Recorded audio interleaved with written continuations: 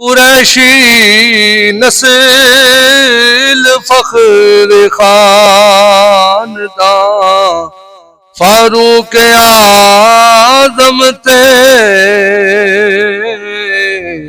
بڑے بارو با شوکت جوان فاروق اعظم تھے، بڑے بارو با شوکت جوان فاروق اعظم تھے۔ دعا حضرت نے کی جن کے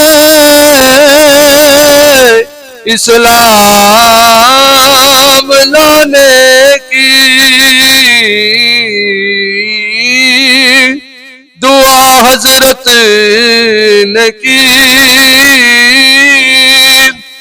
جن کے اسلام لانے کی،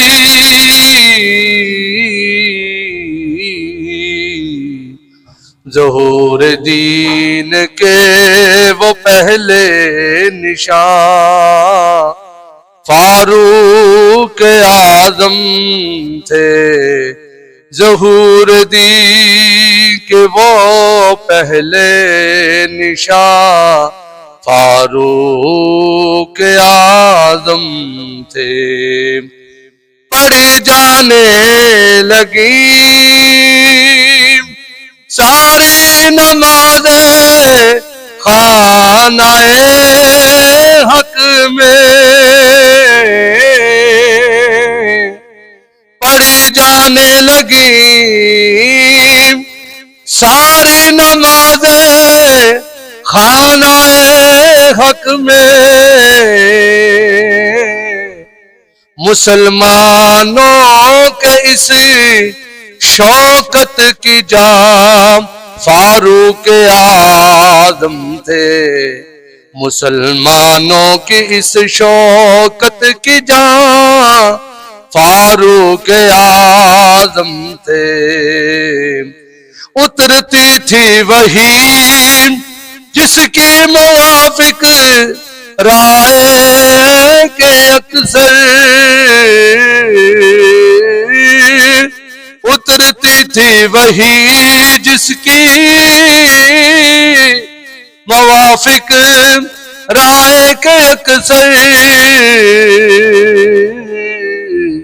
وہ صاحب رائے حق کے ترجمان فاروق اعظم تھے، وہ صاحب رائے حق کے ترجمان فاروق اعظم تھے، مقابل ان کے آ سکتا نہیں تھا حامی باطل، مقابل ان کے آ سکتا نہیں تھا حامی باطل، کہ سب باطل پرستوں پر گرا فاروق اعظم تھے، کہ سب باطل پرستوں پر گرا فاروق اعظم تھے۔ اشداء علی الکفار اجمل ان کی شان، لیکن اشداء علی الکفار اجمل ان کی شان، لیکن مسلمانوں کے حق میں مہربان فاروق اعظم تھے، مسلمانوں کے حق میں مہربان فاروق اعظم تھے، قریشی نسل فخر خاندان فاروق اعظم تھے، بڑے بارو با شوکت جوان فاروق اعظم تھے۔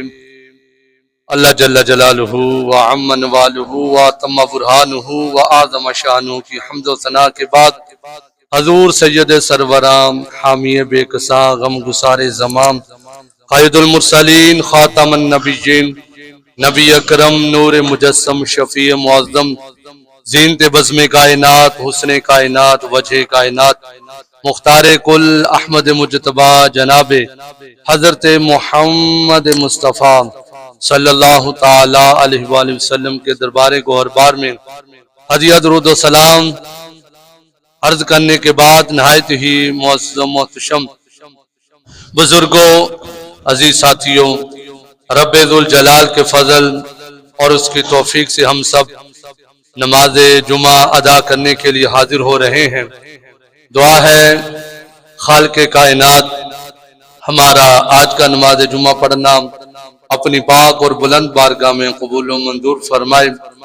ہمارا آج کا موضوع، آج کا عنوان، آج کی گفتگو امیر المؤمنین خلیفۃ المسلمین عدل و انصاف کے پیکر حضرت سیدنا فاروق اعظم رضی اللہ تعالی عنہ آپ کی عظمت اور شان کے حوالے سے ہم کچھ باتیں سماعت کریں گے۔ حضرت سیدنا فاروق اعظم رضی اللہ تعالی عنہ واقعہ عام الفیل کے 13 سال بعد آپ پیدا ہوئے۔ آپ کا نامی اسم گرامی عمر ہے اور آپ کی کنیت ابو حفص ہے اور آپ کا لقب فاروق اعظم ہے۔ اب حضرت سیدنا فاروق اعظم رضی اللہ تعالی عنہ، سب سے پہلے ہم آپ کے اسلام لانے کا واقعہ کہ کس طرح آپ اسلام کی طرف آئے، کیسے اسلام کو قبول کیا، کیسے اس دین اسلام سے متاثر ہوئے اور کیسے پھر اس اسلام کے اندر جب داخل ہوئے تو پھر اللہ پاک نے کتنی عزتوں سے نوازا، اللہ پاک نے کتنی برکتوں سے نوازا۔ نور الابصار اور نزہۃ المجالس کے اندر یہ آپ کے اسلام لانے کا واقعہ لکھا ہوا ہے۔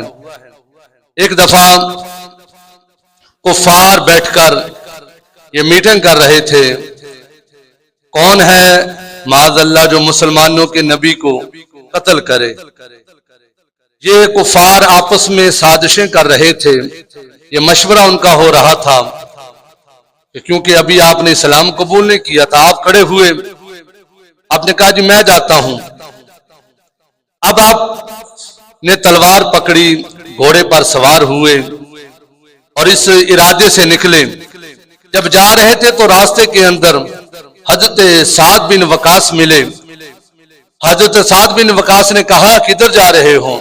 کہا کہ میں اس ارادے کے ساتھ نکلا ہوں، میں یہ کام کروں گا۔ اب حضرت سعد نے کہا کہ اے عمر میری بات سن، تینوں لگتا ہے کہ سوکھا کام ہے، یہ تو کہ چھوٹا جا کام سمجھے، مسلمانوں کے نبی تک پہنچنا یہ کوئی چھوٹی سی بات ہے؟ کیا تجھے کام کر سکتا ہے؟ تجھے پتا پھر بعد میں کیا ہوگا تیرے ساتھ؟ اب عمر فاروق نے کہا کہ لگتا ہے تو بھی اسلام قبول کر چکا ہے، تو بھی اس طرح کی باتیں کرتا ہے۔ فرمایا کہ ہاں میں مسلمان ہو چکا ہوں۔ تینوں انہوں وڈی گل ہے، تینوں تو چھڈا، تو میرے بارے گل کرنا، اس تو بھی تعجب والی گل ہے۔ دسا جا اپنے گھر والے کی خبر لے، تیرے بہنوئی نے بھی کلمہ پڑھ لیا تو تیری بہن نے بھی اس نبی کا کلمہ پڑھ لیا، جا کر گھر کی خبر لے۔ اب جا کسی اور ارادے سے رہے تھے، جب سنا کہ گھر کے یہ حالات ہیں تو غصے کے اندر اپنے ہمشیرہ کے گھر کی طرف چلے۔ جب ہمشیرہ کے گھر کی طرف جا رہے تھے، اب اس گھر کے اندر حضرت خباب بھی تھے اور آپ کے بہنوئی کا نام بھی حضرت سعد ہے اور آپ کی ہمشیرہ محترمہ کا نام حضرت فاطمہ ہے۔ اب یہ تینوں شخصیات گھر میں بیٹھی ہیں اور اللہ کا قرآن پڑھا جا رہا ہے، اللہ کا قرآن پڑھا جا رہا ہے۔ یہ بندہ مومن کی شان ہے، اس کے گھر سے قرآن کی آوازیں آتی ہیں۔ اب گھر کے اندر سورہ طٰہٰ جو 16ویں سپارے کے اندر ہے، سورہ طٰہٰ کی تلاوت ہو رہی ہے اور جب پتہ چلا کہ عمر آ رہے ہیں، اب حضرت خباب چھپ گئے آپ کو پتا کہ عمر فاروق بڑے جلالی اور بڑے غصے کے اندر ہے. جب گھر کے اندر آئے کہا کہ مجھے یہ بتاؤ یہ کوئی پڑھنے کی آوازیں آ رہی تھی کیا ہو رہا تھا؟ انہوں نے کہا جی ہم تو ویسے آپس میں باتیں کر رہے تھے. کہا کہ نہیں مجھے خبر ملی ہے تم نے دین قبول کر لیا ہے. اب آپ کا جو بہنوئی تھا باتیں ذرا دل گردے کے ساتھ سننے والی ہیں. گھر کے اندر جب جذبہ ایمانی اور اسلام کے ساتھ یہ وفاداری کا سبق اور پھر اسلام کی خاطر کتنی مشکلات کا سامنا بھی کرنا پڑتا ہے. اب جو آپ کے بہنوئی تھے جن کا نام حضرت سعد تھا, حضرت سعد نے کہا جب تمہارا دین ہے ہی جھوٹا, ہم نے تمہارے دین کو چھوڑ دیا, ہمارا دین سچا ہے, دین اسلام سچا ہے, ہم نے تمہاری سوچ کو چھوڑ دیا, تمہارے دین کو چھوڑ دیا ہے, ہمارا دین اسلام سچا ہے, لہذا ہم نے دین اسلام قبول کر لیا ہے. عمر فاروق پہلے ہی تیش کے اندر تھے اور غصے کے اندر آتے ہیں, جلال کے اندر آتے ہیں کہ اپنے بہنوئی کو مارنا شروع کر دیتے ہیں. اتنے میں درمیان میں ہمشیرہ بھی آ جاتی ہیں, عورت ذات ہے, چھپا سکتی تھی اپنے آپ کو پر نہیں چھپایا. جب بات آ گئی دین کی, بات آ گئی اسلام کی, تو ہمشیرہ بھی درمیان میں آ جاتی ہے اور آپ کی ہمشیرہ نے کہا کہ بھائی بات سنو, تمہارا دین جھوٹا, ہمارا دین سچا ہے, ہم نے محمد عربی کا کلمہ پڑھ لیا ہے, ہم اسلام قبول کر چکے ہیں, لہذا ہم دین اسلام نہیں چھوڑ سکتے. عمر فاروق پہلے ہی جلال کے اندر تھے. جب دیکھا کہ یہ بہن جس نے آج تک میرے سامنے اونچی آواز سے بات نہیں کی اور اتنی دلیری کے ساتھ یہ بہن آج گفتگو کر رہی ہے اور اتنی بہادری کے ساتھ یہ گفتگو کر رہی ہے, یہ تو میرے سامنے آج تک بولی تک نہیں ہے, اس نے چوں تک نہیں کیا اور آج اتنی دلیر کیسے ہو گئی ہے. ساڈے بابے تو پہلو کہتے جدو بندہ اسلام دلوں مان لے بندہ دلیر ہو جاتا ہے. اسلام بندے کو پھر بزدل نہیں چھوڑتا, پھر اسلام جو بندے کو پاورفل کر دیتا ہے. پھر جو اسلام ہوتا ہے بڑھیا بھی جوان کر دیتا ہے. یہ اسلام کی طاقت ہے, یہ اسلام کی پاور ہے. جب ہمشیرہ نے کہا کہ ہم نے اسلام قبول کر لیا ہے, محمد عربی کا ہم نے کلمہ پڑھ لیا ہے, عمر فاروق نے جلال کے اندر آ کر اپنی ہمشیرہ کو بھی دھکا دیا, ان کو بھی چوٹ آ گئی, حتیٰ کہ ان کا چہرہ, عورت ذات ہے, دلیری دیکھیے, اسلام پر پہرا دینے کا جذبہ دیکھیے, صرف باتوں سے رک نہیں جاتے, اسلام پر پھر کتنا پہرا, چہرہ لہو لہان ہے, چہرے سے خون بھی بہ رہا ہے. اور ہمشیرہ نے کہا بھائی جو کچھ مرد ہی کر لے, عورت ذات کے جملے ٹچ کیجیے, ہم تو مرد ہیں. وہ خواتین کتنی بہادر تھی, کہا کہ بھائی اور جو کچھ مرضی کر لو, جتنا مار سکتے ہو مار لو, ہماری ہڈیاں تو ٹوٹ سکتی ہیں اور محمد عربی کا کلمہ نہیں چھوٹ سکتا.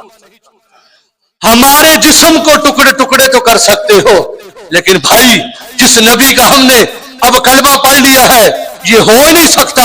اب ہمارا سودا بازار مصطفیٰ میں ہو چکا ہے, ہم بازار مصطفیٰ میں بک چکے ہیں. بھائی جو کچھ مرضی کر لو, جتنا مرضی مار لو, اسی کلمہ نہیں جو چھڑنا, اسی سونے نبی دا کلمہ نہیں چھڑنا. فاروق اعظم یہ بات دل پر اثر کری کہ بہنہ آج تک بولی نہیں, آج اتنی دلیری, اتنی بڑی بات کہہ دی. کہا کہ بہنہ چلو ٹھیک ہے, میں آپ کی بات کو قبول کرتا ہوں, چلو یہ تو بتاؤ جس کی تم تلاوت کر رہے تھے مجھے بھی تو وہ سناؤ نا. اپنی بہن سے بولے عمر یہ تو بتا کیا کرتی تھی, میرے آنے سے پہلے چھپ چھپ کے کیا پڑھتی تھی. بہن نے جب قرآن پڑھا فاروق اعظم کا دل بول اٹھا, کہ دل نرم ہوا. کہا کہ مجھے بھی وہ قرآن دکھاؤ, میں بھی اس کو دیکھنا چاہتا ہوں. تو آپ کی ہمشیرہ نے کہا بھائی پہلے پاک ہونا پڑے گا, پہلے غسل کرنا پڑے گا, غسل نہیں تو کم سے کم وضو کرنا پڑے گا. یہ کتاب وہ کتاب ہے لا یمسہ الا المطہرون, ناپاک بندہ اس کو ہاتھ نہیں لگا سکتا. بھائی جان پہلے آپ وضو کریں, وضو کے بعد پھر ہم قرآن پڑھ کر سنائیں گے. تو بھائیو ذرا تصور کیجئے جب عمر فاروق نے وضو کیا, اللہ اکبر, پھر اللہ کا قرآن شروع ہوتا ہے, بہنیں پڑھتی ہیں, بہنوئی قرآن کی تلاوت کرتے ہیں. اب حضرت خباب جو چھپ کر بیٹھے ہوئے تھے اب وہ بھی باہر آ جاتے ہیں جب قرآن کی تلاوت شروع ہوتی ہے۔ آئیے اللہ کا قرآن سنیے، ایمان ادا کیجیے۔ بسم اللہ الرحمن الرحیم۔ ایک مسجد کی دیوار پہ ایک جملہ لکھا تھا، یہ پوری زندگی مجھے یاد رہے گا اور واقعہ ٹٹولتا بھی ہے۔ اس دیوار کے اوپر یہ جملہ لکھا ہوا تھا کہ لوگوں، دلوں کا سکون اور کانوں کا سکون اللہ کے قرآن میں ہے، لوگ گانوں میں ڈھونڈتے ہیں، لوگ ہینڈ فری لگا کر سکون لیتے ہیں۔ نہیں، وہ سکون تجھے گانوں سے نہیں ملے گا، گانے تو دل میں نفاق پیدا کرتے ہیں، گانے تو تجھے نماز سے دور کرتے ہیں، گانا تجھے قرآن سے دور کرتا ہے، گانا تجھے تیرے دین سے دور کرتا ہے۔ اور محمد عربی کی نعت سن تجھے دین کے قریب لے آئے، رب کا قرآن سن، ہینڈ فری لگا کے سورہ رحمان کی تلاوت سن، یقین ماننا تیرے دل کو بھی سکون ملے گا، تیرے ذہن کو بھی سکون ملے گا، اور اللہ تجھے صحت بھی دے گا، تیری تربیت بھی جو تربیت ہوگی بالکل حشاش بشاش ہو جائے گی جب تو اللہ کے قرآن کو توجہ کے ساتھ سنے گا۔ اب دیکھیے اللہ کا قرآن پڑھا جا رہا ہے، انزلنا علیک القرآن لتشقى، یہ آیات کو پڑھا جا رہا، اننی انا اللہ لا الہ الا انا فاعبدون واقم الصلاۃ لذکری۔ اب یہاں تک قرآن جب تلاوت ہوا نا، فاروق اعظم نرم ہو گیا، جسم نرم پڑ گیا، غصہ جاتا رہا، دل نرم ہو گیا، کہا کہ اے ہمشیرہ، اے میرے بنوئی، اب مجھے بھی اس نبی کے دربار میں لے چلو۔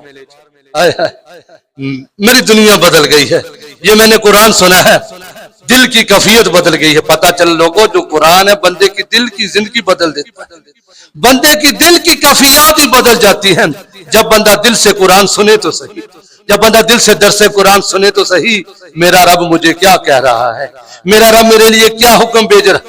اب فاروق اعظم نے قرآن سنا، دل نرم ہو گیا۔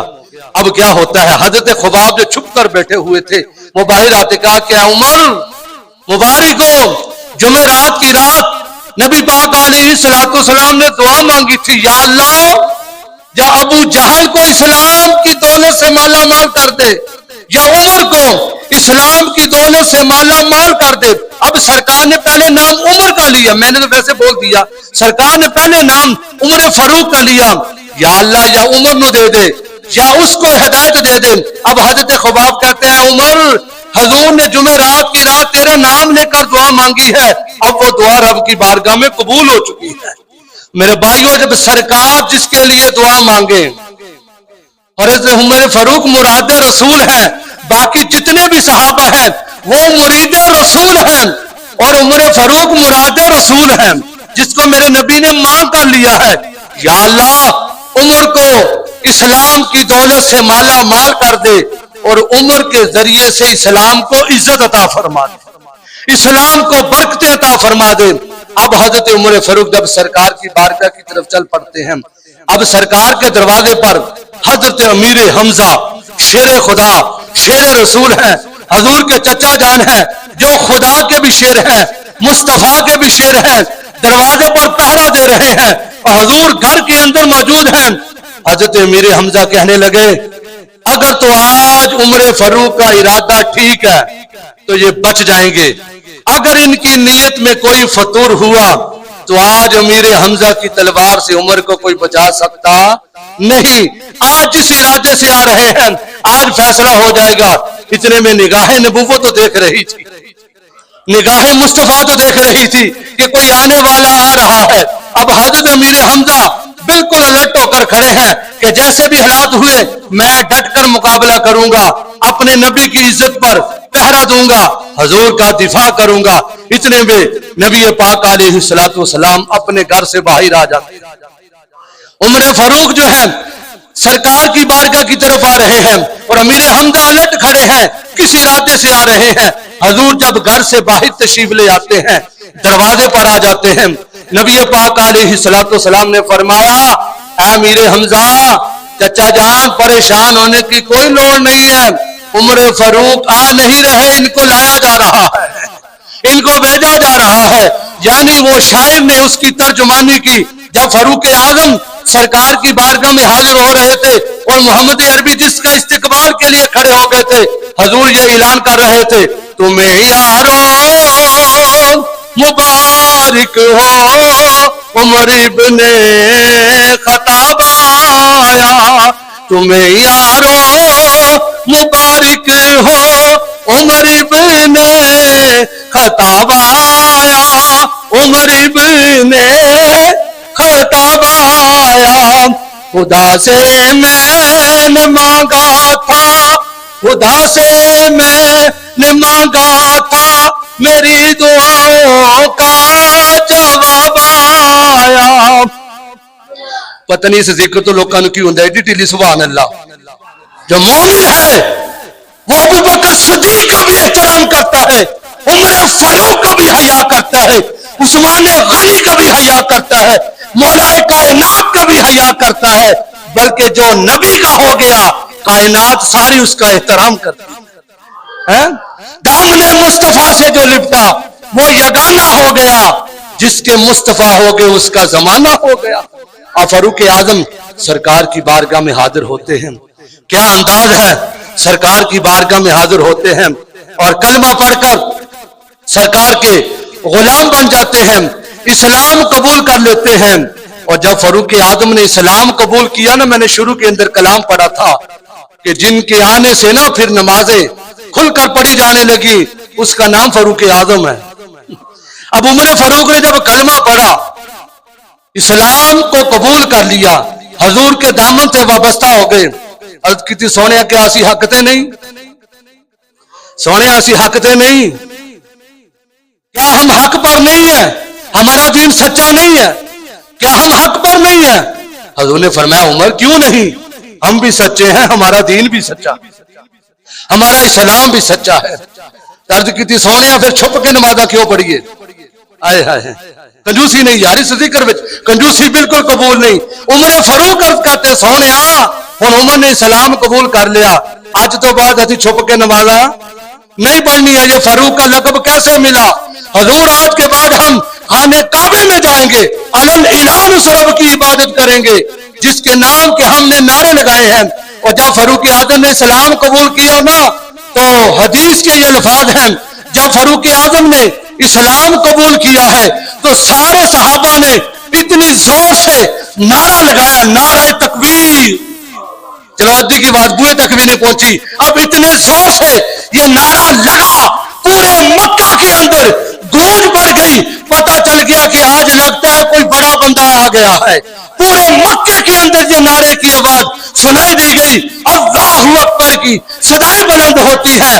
اور بات یہی تک نہیں رکی، حدیث کے الفاظ ہیں جبریل امین بھی آ جاتے ہیں، اور جن کے اسلام پر فرشتے بھی خوشیاں مناتے ہیں، اس شخصیت کا نام عمر فاروق ہے۔ جبریل امین آ جاتے ہیں، سونے تیرے غلامہ نے نعرہ مارے آئے، ایک جشن مناتے پہنے۔ سونے کلہ دنیا کے جشن نہیں منائے جا رہے، آج تیرے غلام عمر نے تیرا کلمہ پڑھ لیا ہے، سونے سارے فرشتے بھی نعرے مار دے پہنے، نعرہ تکبیر۔ ذرا گج کے بول میرے بھی، نعرہ تکبیر، سچا بازو چوکے نعرہ تکبیر۔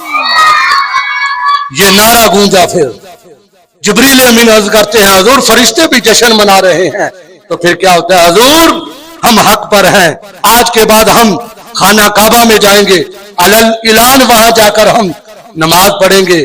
پھر پتہ کیا ہوا، یہ فاروق کا لقب کیسے ملا؟ اب اس گھر سے جلوس کی صورت میں یہ جماعت نکلتی ہے، دو لائنیں ہوتی ہیں، ایک صف ادھر ہے ایک صف ادھر ہے، ایسے دو لائنوں کے اندر یہ محمد عربی کے غلام نکلتے ہیں، ایک صف کی قیادت امیر حمزہ فرما رہے ہیں، سبحان اللہ، اللہ رسول کا شعر ہے، دلیر ہے، اور دوسری صف کی قیادت فاروق اعظم فرما رہے ہیں۔ تو میرے نبی نے فرمایا کہ یہ ہے میرا فاروق۔ فاروق کا مطلب ہے فرق کرنا، حق اور باطل کے درمیان فرق کر دینا۔ تو میرے بھائیو یہ حضرت سیدنا فاروق اعظم کہ جب نبی پاک علیہ السلام کے ساتھ اتنی وفا اور حضور کے ساتھ اتنی محبت، اور تاریخ الخلفاء کے اندر یہ بات لکھی ہوئی ہے، ایک بندہ آتا ہے، اس کا زمین کا مسئلہ تھا، جٹ کی مثال ہے جلدی سمجھ آ جائے گی، زمین کا مسئلہ تھا، جھگڑا تھا، ایک بندہ تھا کافر. کافر تو بالکل کلیئر کٹ ہے، یہ بندہ دشمن ہے، یہ کافر ہے. ایک ہوتا ہے منافق. منافق کافر سے بھی خطری ہوتا ہے، وہ ادھر بھی جاتا ہے ادھر بھی جاتا ہے. اب ہوا کچھ یوں، یہ دونوں زمیندار تھے، زمین کا تنازع بن گیا، زمین کا جھگڑا ہو گیا. اب حضور علیہ السلام کی بارگاہ میں جاتے ہیں. آواز اتنی اسپیکر نے میری آواز بھی کھینچ لی ہے. اب کیا ہوا؟ اب نبی پاک علیہ السلام کی بارگاہ میں دونوں بندے جاتے ہیں. جا کر عرض کی حضور ہمارا زمین کا معاملہ ہے، لہذا ہمارے بارے میں فیصلہ فرمائیں. اب میرے نبی کی عدالت، سبحان اللہ، وہاں تو سب کی سنی جاتی ہے، حضور سب کی سنتے ہیں. اب جو کافر تھا میرے نبی نے اس کی بات بھی سنی. اب جو منافق تھا، جو اوپر سے کہتا تھا میں مسلمان ہوں، پھر ہوا کیا؟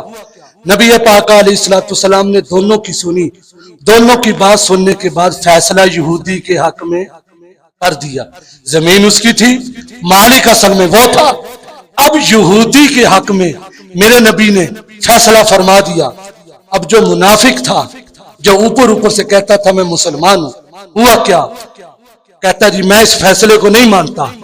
اب یہودی کہنے لگا وہ کدھا تھا تو مسلمان ہے، اپنے نبی کا فیصلہ نہیں مانتا.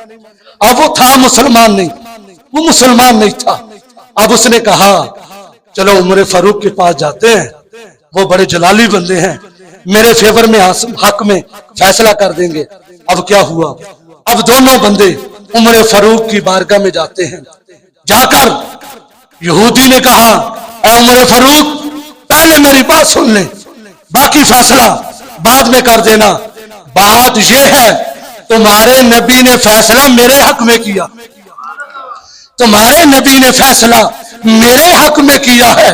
یہ بڑا بے ایمان بندہ ہے، منافق بندہ ہے، یہ اپنے نبی کا فیصلہ نہیں مانتا. تو فاروق اعظم پھر فاروق اعظم تھے نا، اور میں رک جا، جڑا میرے نبی دا فیصلہ نہ منے او دا فیصلہ عمر فاروق دی تلوار ہی کرے. اب عمر فاروق ہے، گھر سے تلوار لی، کوئی دوسری رائے نہیں، کوئی تاریخ نہیں، کوئی مقدمہ نہیں، کوئی لٹکانے والی بات نہیں. آپ نے تلوار اٹھائی، تلوار لے کر آئے. آتے ہی اس منافق کا سر قلم کر دیا، رولا پہ گیا. عمر فاروق نے اپنے بندہ مار چھڑیا. میرے نبی نے فرمایا نہیں، عمر فاروق کی تلوار کبھی غلط فیصلہ نہیں کرتی. میرے عمر نے جو بھی کیا ہے ٹھیک کیا ہے. اللہ کا قرآن آ جاتا ہے فلا وربک لا یؤمنون حتی یحکموک فیما شجر بینہم. یہ زمین دا مسئلہ ہے نہ سونے، یہ تو مسلمان ہے ہی نہیں. رب نے قرآن نازل کر چھڑیا کہ عمر فاروق دی رائے وچ قرآن اتردا پیا ہے. سونے یہ عمر فاروق نے جڑا فیصلہ کیتا ہے نا بالکل ٹھیک کیتا ہے. یہ بندہ مومن ہے ہی نہیں. تو عمر فاروق میرے بھائیو وہ ہستی ہیں. دریائے نیل رک گیا، پانی بند ہو گیا.